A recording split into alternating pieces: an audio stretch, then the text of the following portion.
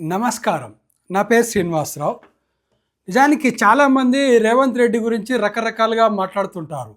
రేవంత్ రెడ్డి అదృష్టం కలిసి వచ్చి ముఖ్యమంత్రి అయిందని చెప్పుకుంటుంటారు. అది కరెక్ట్ కాదనేది నా ఉద్దేశం. అతను నాయకత్వంలో చాలా మెలకువలు నేర్చుకున్నాడు. అతని దగ్గర చాలా నాలెడ్జ్ ఉంది. రాజకీయంలో చాలా తెలివి ఉంది. అతని ఎదుగుదలనే మీకు ఒక ఉదాహరణ.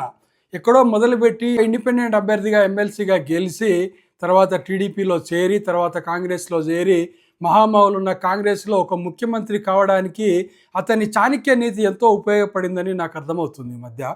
అసలు 2023 ఎలక్షన్లకు ముందు చంద్రశేఖరరావు గారిని అయితే విపరీతంగా తాగుబోతని, అవినీతి పరుడని, 1,00,000 కోట్లు దోసుకుంది కుటుంబం అని ఆ విధంగా అతన్ని ఒక ముద్దాయిని చేసి ప్రజల్లో సానుభూతి సంపాదించేసి ఒక దశలో నిజంగానే చంద్రశేఖరరావు కుటుంబం అవినీతికి పాల్పడింది అనేంతగా ఎక్స్పోజ్ చేయగలిగిండు రేవంత్ రెడ్డి. దానివల్లనే కాంగ్రెస్ అధికారంలోకి రాగలిగింది. కాంగ్రెస్ అధికారంలోకి వచ్చిన తర్వాత అతను ముఖ్యమంత్రి అవుతాడా కాడా అనేది మళ్ళీ కొంత సందేహం వచ్చింది. ఎందుకంటే హేమాహేమీలు ఉన్న కాంగ్రెస్లో వాళ్ళందరినీ కాదని రేవంత్ రెడ్డికి ఇస్తారా ఇవ్వరా అనేటువంటి చర్చ జరిగింది. అయినా వాటన్నిటిని దాటుకొని ముఖ్యమంత్రి కాగలిగిండు. ముఖ్యమంత్రి అయిన తర్వాత చంద్రశేఖరరావు మీద మోపినటువంటి అవినీతి ఆరోపణలకు అనుగుణంగానే అతను ఒక కమిటీ వేసి కాళేశ్వరం మీద దాంట్లో ఒక చంద్రశేఖరరావు కొంచెం నేరం చేసినట్టు ఒక ముద్దాయిగా అతన్ని చిత్రీకరించేటువంటి ప్రయత్నం కూడా చేసిండు. కానీ ఇక్కడే మళ్ళీ అతన్ని చాణక్య నీతిని ఉపయోగించాడు. ఏం చేసిండు? ఆ ఫైల్ని తీసుకుపోయి అవినీతి జరిగింది కానీ సిట్ వేయకుండా అవినీతి జరిగింది అని చెప్పి ఆ ఫైల్ని తీసుకుపోయి సెంట్రల్ గవర్నమెంట్ చేతిలో పెట్టాడు. అంటే సిబిఐ చేతిలో పెట్టాడు. సిబిఐ చేతిలో పెడితే ఇంకా అది ఎప్పుడు కదులుతుందో ఎవరికి తెలియదు. ఇక్కడ ఏంది, అతనికి కావాల్సింది ఏంది? కేసీఆర్ అవినీతి పరుడని నిరూపించగలిగిన అరెస్ట్ చేయకుండా మళ్ళీ కేసీఆర్ని అరెస్ట్ చేస్తే ప్రజల్లో ఎక్కడ వ్యతిరేకత వస్తుందో అనేటువంటి ఆలోచన కలిగి దాన్ని నిరోధించడానికి అన్నట్లు కేసీఆర్ అవినీతి పరుడే కానీ దాన్ని తేల్చాల్సింది సిబిఐ అని సెంట్రల్ గవర్నమెంట్ చేతిలో పెట్టేశాడు. ఇక్కడ అతని చాణక్య నీతిని మనం అర్థం చేసుకోవచ్చు. తర్వాత ఇప్పుడు చూడండి, మన అసెంబ్లీకి ముందు కూడా కేసీఆర్ను కొంచెం దుర్భాషలాడిండు. కానీ ఎంత తెలివిగా అసెంబ్లీలోకి రాగానే కేసీఆర్ దగ్గరికి పోయి దండం పెట్టిండు. అంటే ఇక్కడ అతని చాణక్యం అర్థం చేసుకోండి మీరు.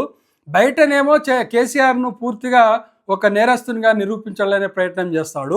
ఎదురుపడ్డప్పుడు అతన్ని దండం పెట్టి అంటే ఒక పెద్ద పూజభావంతో చూస్తాడు. అంటే అతని అభిమానులలో కూడా ఒక సందేహం ఏర్పడుతుంది. అసలు రేవంత్ రెడ్డిని తిట్టాలా వద్దా అనేటువంటి సందేహం ఏర్పడుతుంది ఇక్కడ. ఎందుకంటే వాళ్ళ బాస్నే ఇప్పుడు బీఆర్ఎస్ను అభిమానించేటువంటి వాళ్ళ కార్యకర్తల్లో ఒక అనుమానాన్ని క్రియేట్ చేయగలుగుతాడు రేవంత్ రెడ్డి.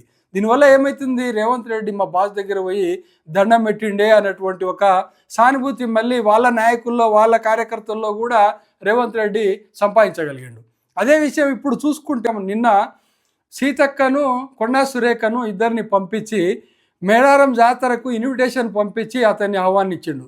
ఈ నెలలో 19వ తారీఖు మేడారం జాతర ఉంది. ఆ జాతరను పురస్కరించుకొని మేడారం జాతరకు రమ్మని చెప్పి ఆహ్వాన పత్రిక ఎవరితో పంపించిండు? మళ్ళీ సీతక్క, కొండ సురేఖక్క. అక్కడ ఎవరు దేవతలు? సమ్మక్క, సారక్క. అక్కడ మహిళా దేవతలు కాబట్టి ఇక్కడ మహిళా మంత్రులను ఎన్నుకొని వాళ్ళను కేసీఆర్ను ఆహ్వానించడానికి పంపించాడు. మళ్ళీ చూడు ఎంత తెలివిగా, అక్కడ మగమంది మినిస్టర్లను పంపిస్తే మళ్ళీ అక్కడ వేరే ఏమన్నా చర్చలు జరుగుతాయేమో, ఏమన్నా అనుకోని వివాదాలు వస్తాయేమో అని ఆలోచించి మహిళా మంత్రులను ఇద్దరిని పంపించి మళ్ళీ అక్కడ కూడా ఒక చాణక్య నీతిని ఉపయోగించాడు అతను. అంటే ఇవన్నీ మీరు చూసినప్పుడు రాత్రికి రాత్రే రేవంత్ రెడ్డి సీఎం కాలేదు. ఒక వ్యక్తి సీఎం కావాలంటే ఏ విధంగా ఎన్ని అడుగులు వేయాలో అన్ని అడుగులు వేసిండు. ఒక సాధారణ కార్యకర్తగా మొదలుపెట్టి ఇండిపెండెంట్గా ఎమ్మెల్సీగా గెలిచి తర్వాత ఒక ముఖ్యమంత్రి స్థాయికి ఎదగడం అనేది అంత సులువైన పని కాదు. అలాంటి చాణక్య నీతి ఉంది కాబట్టి అతనిలో రాజకీయ మెలకువలు ఉన్నాయి, కష్టపడ్డాడు, ఫలితం ఈరోజు దక్కించుకున్నాడు. ఇదే అతని రాజనీతిజ్ఞత. ఎందుకంటే ఒక వ్యక్తి మన కార్యకర్తలను సంతృప్తిపరచడం అనేది ఒక విధానం, ఎదుటి కార్యకర్తల్లో కూడా సందేహాలను సృష్టించడం అనేది చాణక్య నీతి. దీంట్లో రేవంత్ రెడ్డి 100% సక్సెస్ అయిందని నేను భావిస్తున్నాను. నా అభిప్రాయంతో ఏకీభవించే వాళ్ళు నా వీడియోను సబ్స్క్రైబ్ చేయండి, షేర్ చేయండి, లైక్ చేయండి. ధన్యవాదాలు.